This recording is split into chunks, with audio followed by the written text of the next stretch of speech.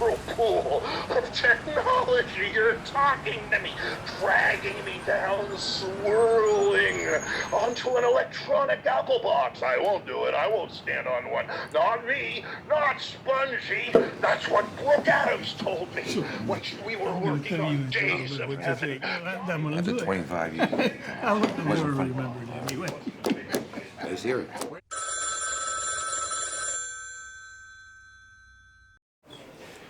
Hi, I'm Steve De Jarnatt, writer and director of Miracle Mile. I sometimes like to live in an alternate universe where the world ended in 1989.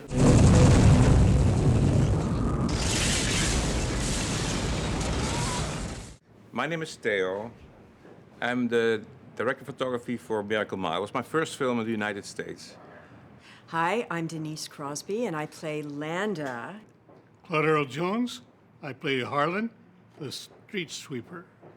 My name is Diane Delano, and I played the faux airline stewardess. I'm Alan Rosenberg. I played the part of Mike, the younger street sweeper. My name is O-Lan Jones. I played Susie, the waitress. Danny De La Paz. I play Roger, the transvestite. My name's Howard Swain, and I was the babbler. Jenette Goldstein, and I was Beverly Hills Chick #1. And I am Kelly Jo Minter. I forgot my name in the movie. Charlotta. Kurt Fuller, I played Gerstead. I'm Brian Thompson. I played the helicopter pilot with the hot boyfriend.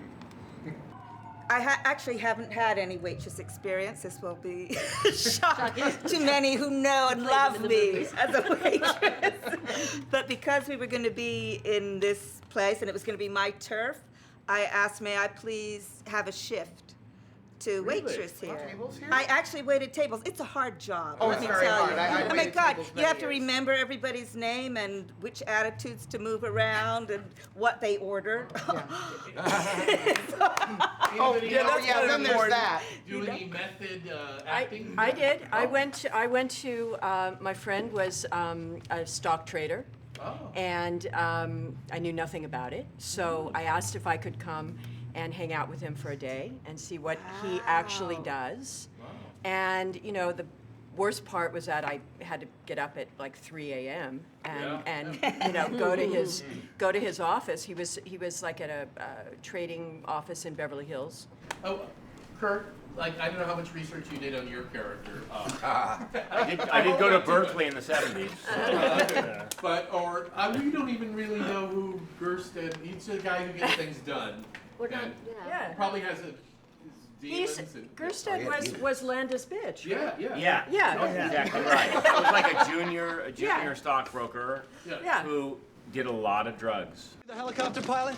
No, I'm Gerstead. I don't know if the guy will show. I think this is all horseshit anyhow. I ain't heard nothing to verify it. You friend of Landa's? I had this idea when you first cast me that I was going to be as pretty as I could be, right? And I was thinking about, you know, Louise Brooks, little Bob, or whatever. And then I got into the makeup and hair department, and they stuck me in that Louis XIV wig. Oh, God, it was hideous. I scared myself. Okay, we're gonna try a little different this time where he doesn't get up here and wander. No, I will though. After I just say Mississauga, Southern North Dakota, and then I have to explain it. I just answered the phone up there. The Mrs. Mesa, that naturally brings me. Okay. We'll run it again in just a second. I just want to make a couple other notes. I know how this sounds, but I just answered the phone out there, and then and the guy on the other end, he was very, very frantic. And he thought it was his dad for a minute. I think he got the wrong area code. Guess or what? He was calling from a missile site. And he said that they were locked in 50 minutes and counting to shoot off their nuclear wad. And he said that we would be getting it back in an hour and 10. I mean, he meant that we're at war. It's starting. It's nuclear war. No matter what you're doing, no matter how much money you're spending, all it goes to special effects. I can't tell you the last time I had an opportunity to really rehearse. Yeah. Birdman might have rehearsed a little bit. Maybe. But the biggest thing also, Brad, I just was saying this before we broke. was your conceit about making the film happen in real time. Yeah. It really played in this room, I thought. We all Yeah. felt that pressure, Yeah. you know, and it made it very real for us. And rehearsing, I'm sure, helped that too. I'm going up to the San Gabriel Mountains, mine shaft. Anybody that helps get calm would bring gas, bring lots of gas. I think also the fact that we filmed at night, you know, it always creates a certain Yeah, because there's a scariness to that, isn't yeah, there? and a certain quality, you know. We're feeling differently, and we're being taken out of our world, you know, as we know it. Let's all get back to reality here. It's 4 o'clock in the a.m., really. More Java, please. It's not like you sleep during the day. try. You try, but you're awake and you're in this Yeah, it's an vague odd, land. And nebulous so kind the of thing. only focus and gathering up of all your energies is coming back here at night and knowing who you are and your relationship to the other people. So I think there's some secret hoodoo in that too. Circadian you're right. rhythm damage. Yeah. Yes. Absolutely. I was a PA. On this And not on this film, but I was just coming off a job, and I'm like, I'm working on this movie. Okay, I'm doing this. And Michael was so gracious. When you're working with really good people, Yeah.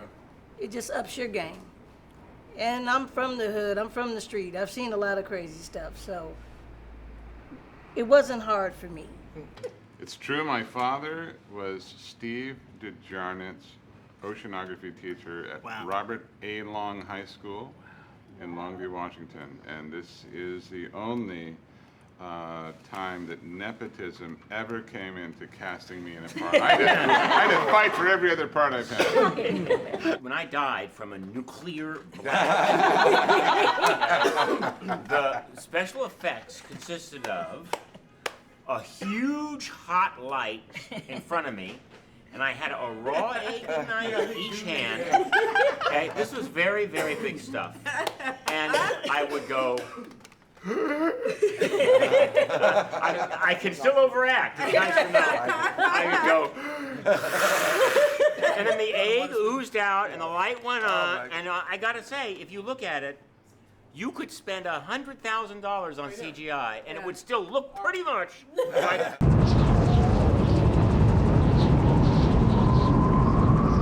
You know, anybody want to say about, you know, what they're up to now? Jenette, I know you're a fashion impresario. A bra maven. What's the name of Bra it? made. Jeanette Bras. Jenette Bras. It's a bra fit store in Los Angeles. O-Lan, I know, yeah, tell us about your... I have a nonprofit music. We want to make a profit, but it's the Hope to Make a Profit organization that creates new music theater and operas. I'm a composer. I'm an award-winning composer. I build custom homes with my 4 sons. Wow. Oh, nice. And we just got picked up for our reality show just today. Oh my God! Wow! From the ground up. That's great. That is so cool. I am still acting, still acting up. I do a kid show for Nickelodeon called 100 Things to Do Before High School, and I play a gym teacher, and you don't know if she's a man or a woman. Like that. I was sort of a young. This is one of my first jobs, so I was a young character actor then, and I'm an old character actor now. And that's the line. That's You're it. working all the time, I see. I try to stay busy.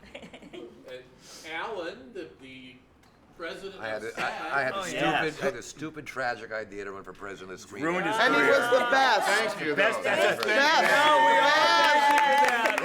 Thank you very much. Like Kurt, I started as a young character actor, but unlike Kurt, I'm still a young character actor. Keep going, baby.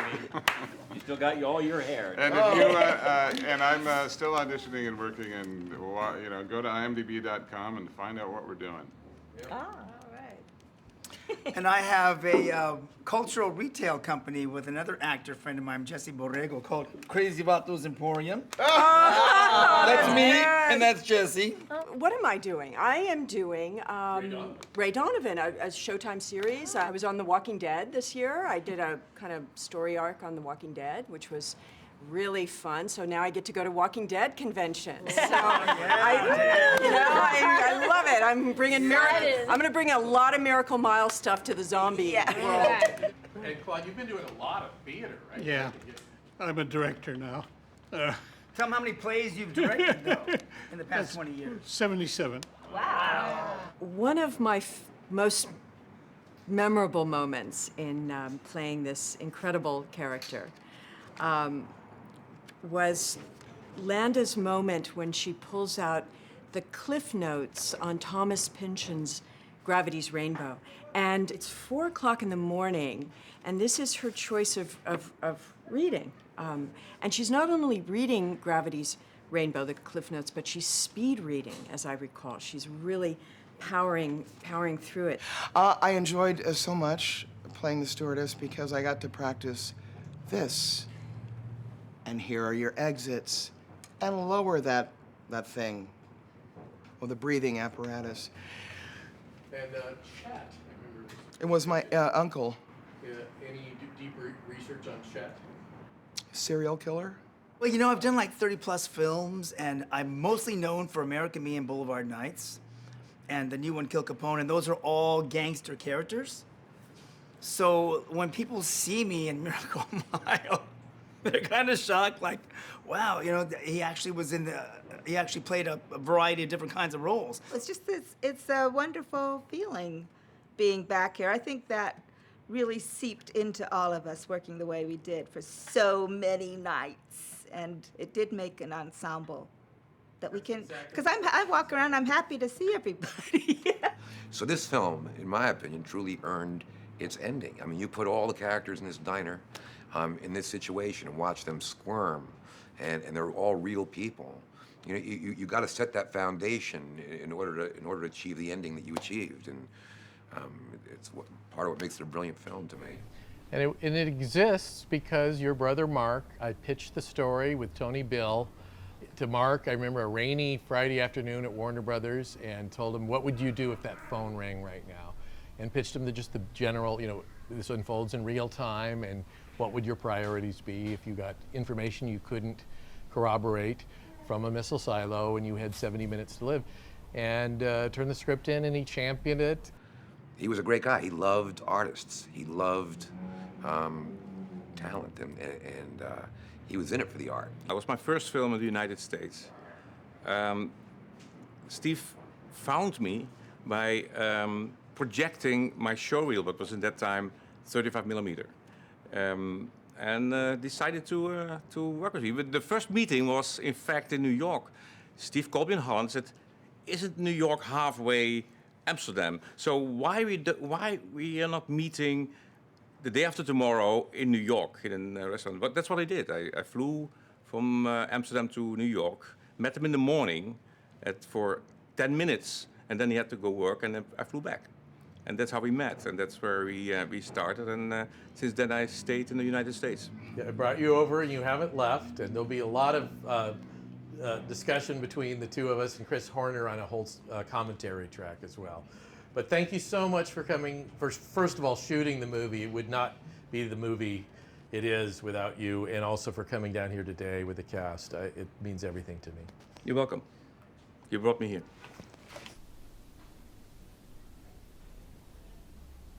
It was during his Kipling period, beastly fuzzy wuzzies, far as eye could see, Drancuculiasis, and Oriental sore rampant among the troops, no beer for a month, wireless being jammed by other powers who would be masters of these horrid blacks, God knows why. And all folklore broken down, no Cary Grant, larking in and out, slipping elephant medicine in the punch bowls out here. And great. That's a wrap, everybody. Miracle Mile is the story of what happens on the last hour and a half before nuclear missiles hit Los Angeles and the rest of the world. And I play a character named Harry Washello, who is a jazz musician whose life is not really, he's kind of floating, not really going anywhere. And he stumbles upon the love of his life. And when he meets her, everything changes. And when he is then faced with the end of the world coming, all he wants to do is to be with love in the person he loves, and that's what he pursues. I play Julie, the love of his life, who he tries to protect from that information, because he knows what's coming and she doesn't.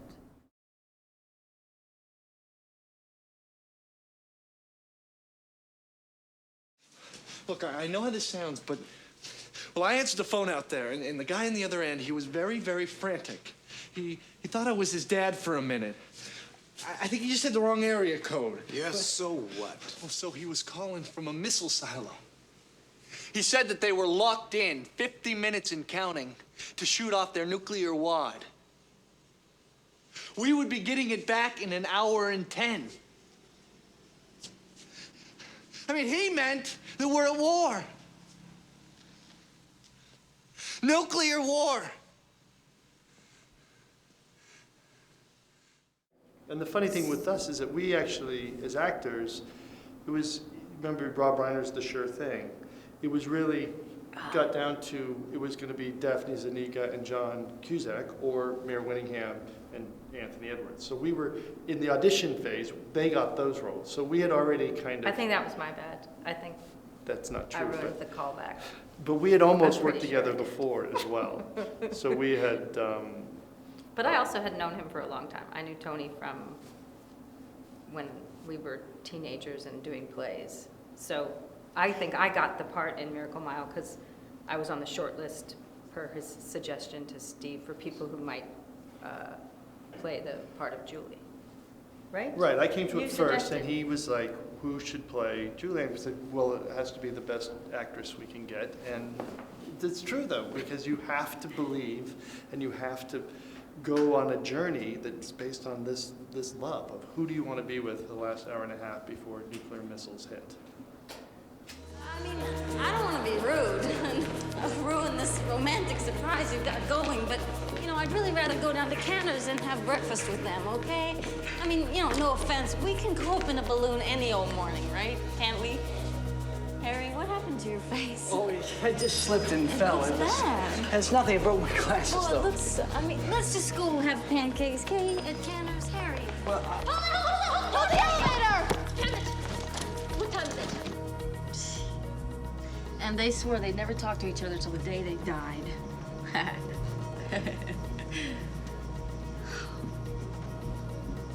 Gosh, I used to try to get them back together, but they always saw it coming a mile away. What we were lucky with is that we started with this incredible script, because we mentioned it before. This was a script that everybody wanted to make if he would just change the ending, because it was a wonderful romance love story that typically in the studio system would have been made because they would have ended, they would have had a happy ending. It would have ended differently. So the foundation of what we got to play was very much there in the script. I mean, for me, technically, what I had to do was learn how to fake the trombone. So I went and saw Bill Watrous, who was like the greatest trombone player ever, and learned that a bit. I don't recall Mare and I rehearsing. No. I mean, I'm laughing because we did have chemistry, and I had a crush on him, and we were good to go for that, so we didn't have to really rehearse that.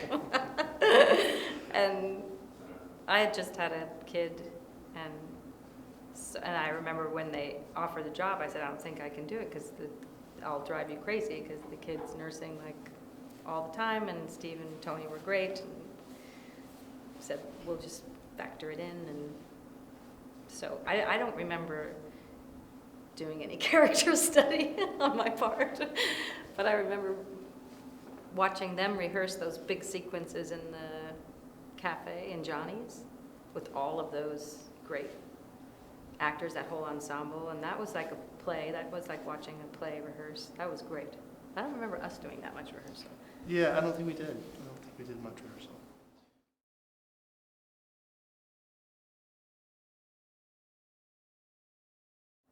Steve De Jarnatt is a sweetheart. Is a sweetheart and has never changed in the over 25 years that certainly we've known him. And the second I got that script, I remember reading the script on an airplane and reading it through and literally getting to the end and throwing it down and saying to my friend, this is bullshit. How can they do this? It's like this incredible love story, this thing, and then the fucking bombs hit. Like, how dare they?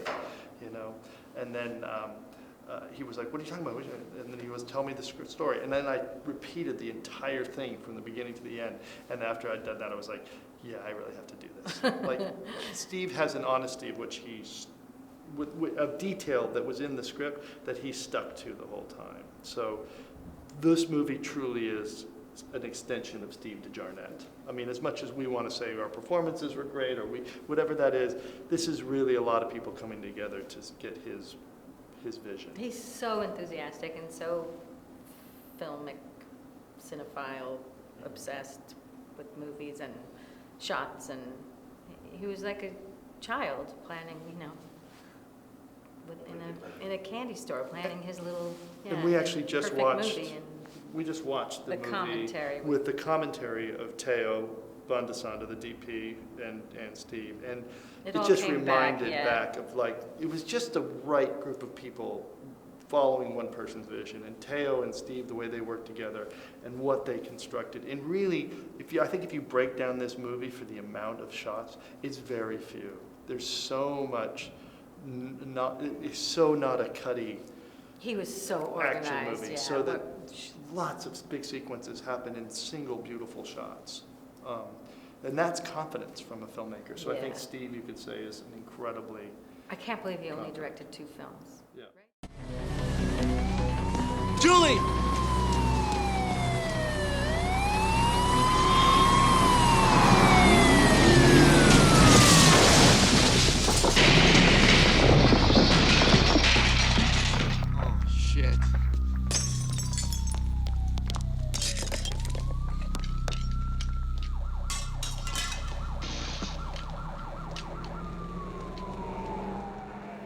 People were worried and thinking a lot about, you know, the Soviet Union and the Cold War and the fact that both of us had these capabilities, and was anything going to come of it? And it was something that was talked about a lot. Yeah, and I think the movie struck chords that way, and that's why I think it's really great that there is going to be this DVD and this re-release and this Blu-ray, the way that, because I think there is a generation of people now who are consuming film in a different way than we did in the 80s, where able to binge watch or able to see, and they're discovering and communicating in a way that'll be fun to see how it, because it will, word of mouth will, people be like, wow, did you ever? Because they really didn't have that opportunity. This is not a big successful movie from the 80s. This is a hidden little thing that will be fun to see how people discover it.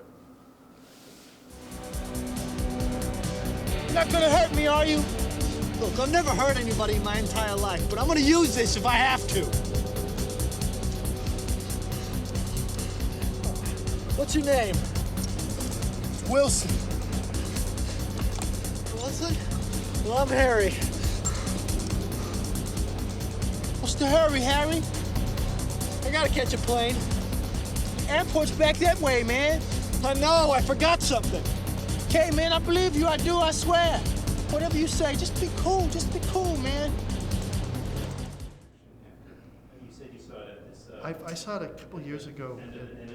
End of Days Film Festival. Did you see it big? It was projected in a screening room, but End of Days Theater Festival? it was like this End of the World Theater Festival, film festival, and this was like a headliner because it's pretty good. But I found it incredibly dated when seeing it in that format because of the style and the just filmically how the story's told. And now seeing it again, I find it wonderfully dated in that way. Like it is representative of the story and the idea and the way to tell that story at that time, which is important. I mean, we talk about, looking at generations of film, and this is definitely an art film from the 80s. That is what it is.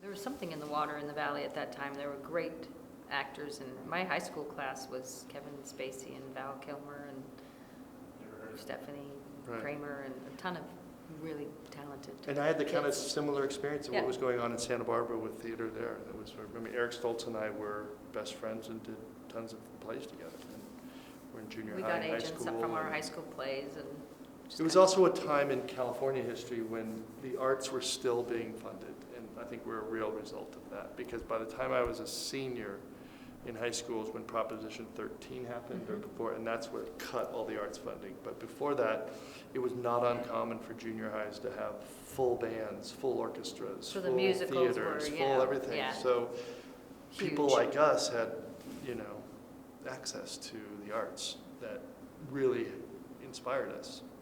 we were in Los Angeles, but it seemed like the 405 freeway was a huge divider between being a little kid from the suburbs and sort of making it. So And I it think, was and I incredible think in to an get. educational way, it was much more pure. It wasn't about, they weren't, people who were my mentors or teachers weren't trying to prepare me for a career as an actor. No, we never got It was all headshots, or about- we were doing plays. It was about learning the Doing art of plays, acting and yeah. the craft of acting, or music or theater in Yeah. that way. And not Shakespeare unlike people who have access to great sporting programs and they love sport. They don't necessarily become the professional, but that foundation of working at that level with all the support of that is huge for kids' development.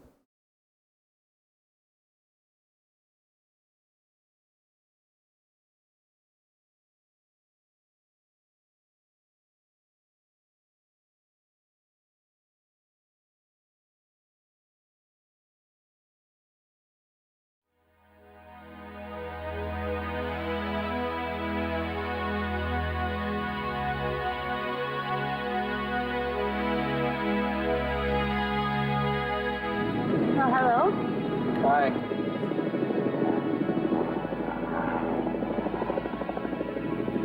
Say if it ever snows in LA, it won't thaw out that year and we'll go into another ice age. Birth.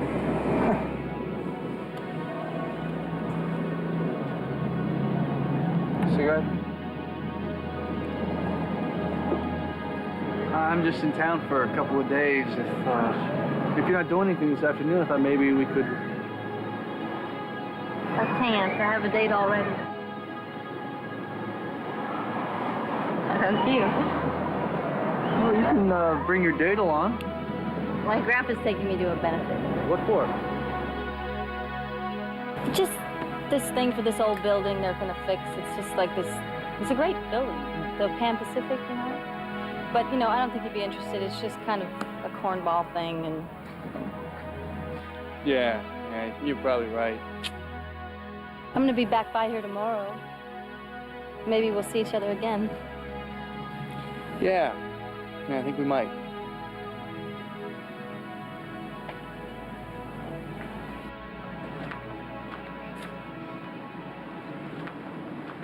Did I ever tell you the Hoagie Carmichael story? It's a real sad story.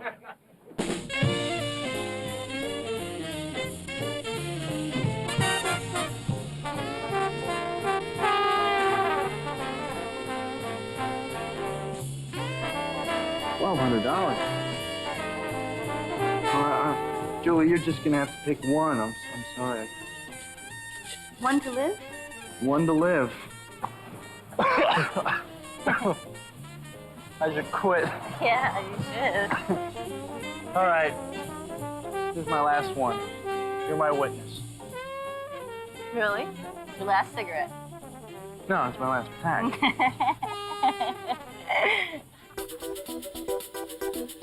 Listen, we don't have to go dancing. You're gonna be on your feet for 6 hours, so let's go to Dante's. Well, dancing is fine. Dancing's great. I mean, I want to dance. Dancing at Dante's. Okay. Whatever.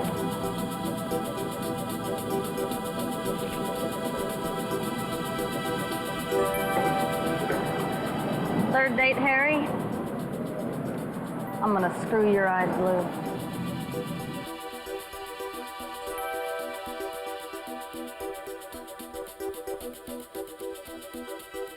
You look like the cat who ate the canary.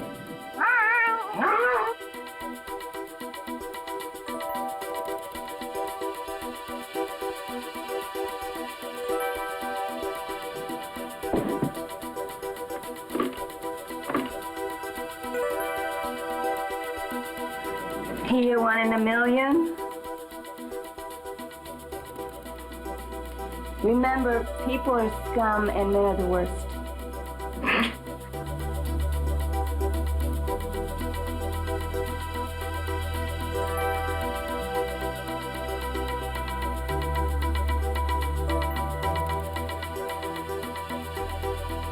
Three and a half hours late, Harry. That's real good. 3.5 hours. She shouldn't be mad. No. Why would she be mad? Okay, well, the clock here says 7 o'clock. Good. These $6 flowers. That'll impress her.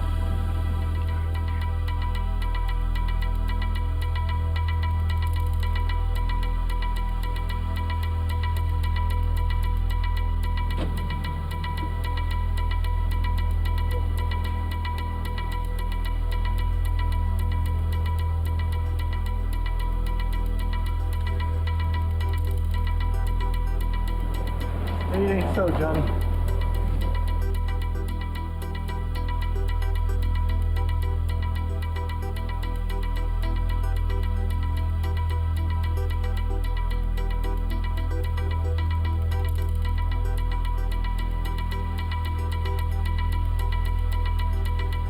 Terry, fourth priority for you. Have Wendell contact all professors at SC, Oxy, and Caltech.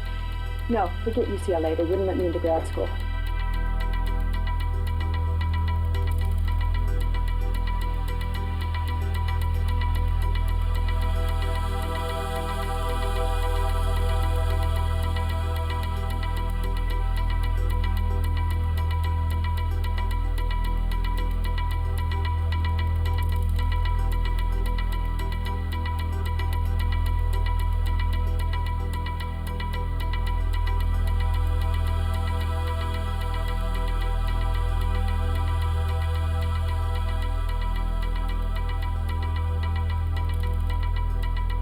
You didn't show.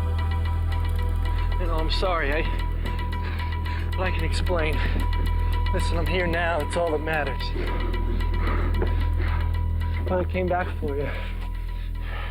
You'll understand what that means pretty soon. Well, what means?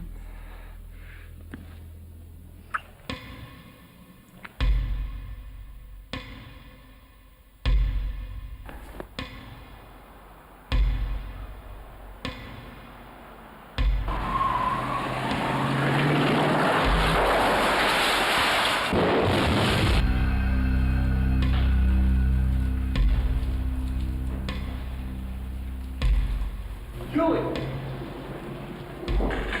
Harry! Julie! I'm here! Come on, we gotta go.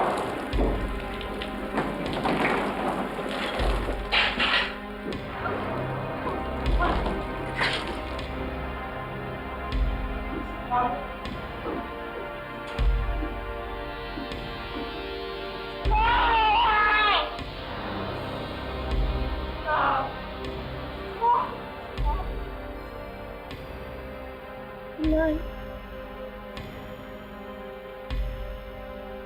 So beautiful. It's so bright.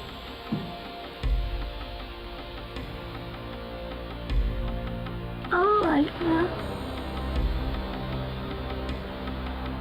Perfect. TV movie. About the biggest dipshit that ever lived. My, how time flies. Everybody knows, but it can still just be me. I can still be Chicken Little.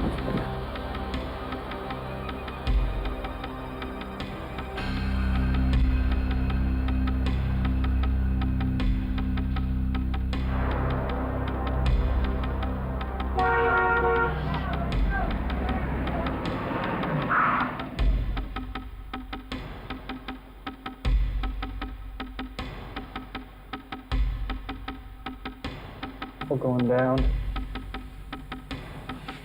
Give me that.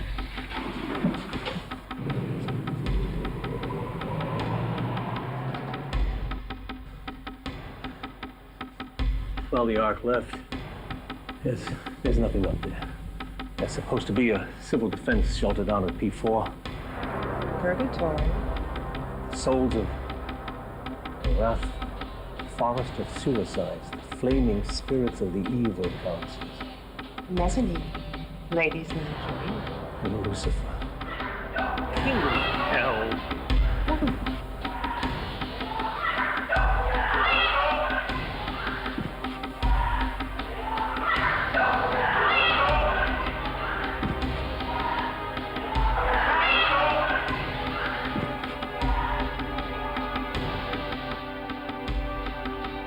Doesn't look real.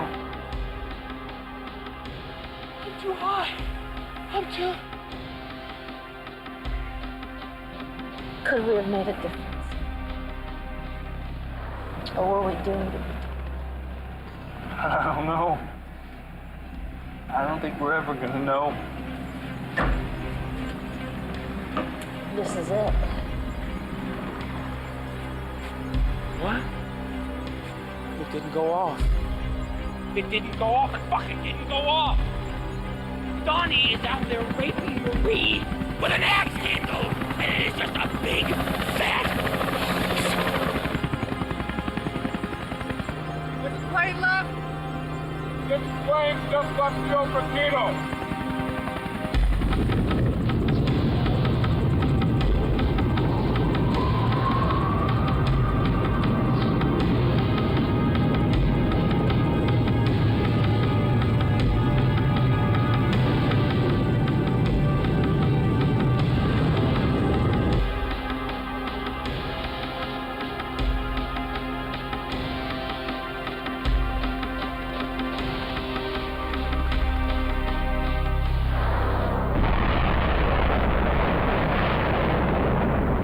That this was some extinct robot dragonfly, and we were its last meal.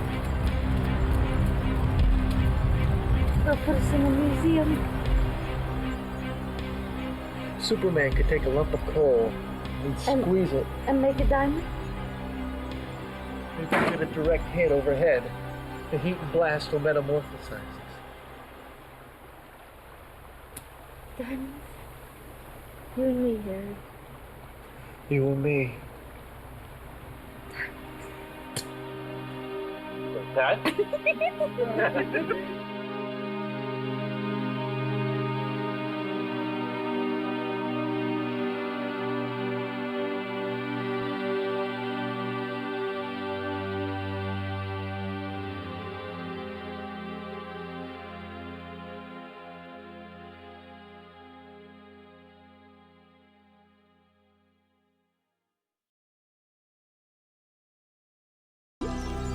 Diamonds. You and me, Harry.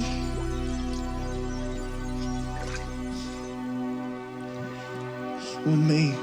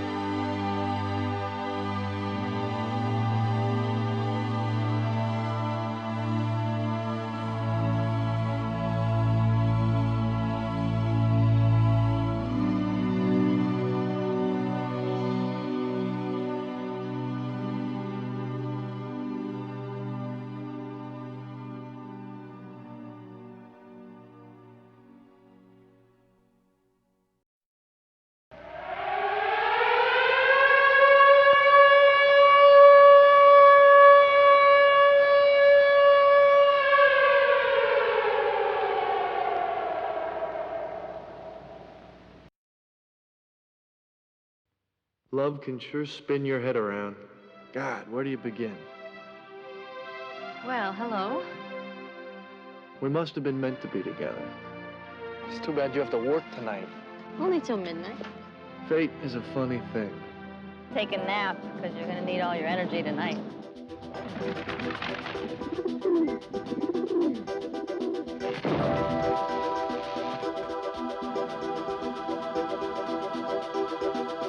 It was one of those strange nights. Finally meet the right girl and you blow it. That could ruin your whole day. In a big way. Dad, it's happening. This is it. This is really it. This is the big one. This is a joke, right? It's really happening. This can't be true. We'll all be dead if we don't get out of here. Nobody believes this, do they? Not me. Not Spongy. Make a list for me. People who we want to bring along. We gotta get Julie. Who's Julie? Harry Belafonte. Who are you? Who are you? Stop and let me off. I don't stop for nothing. Jump! Don't hurt me, man. I got Nakamichi Pioneer. I got everything. If it doesn't happen, I'll tell you. What doesn't happen, man? I'm dreaming. That's it, I'm dreaming.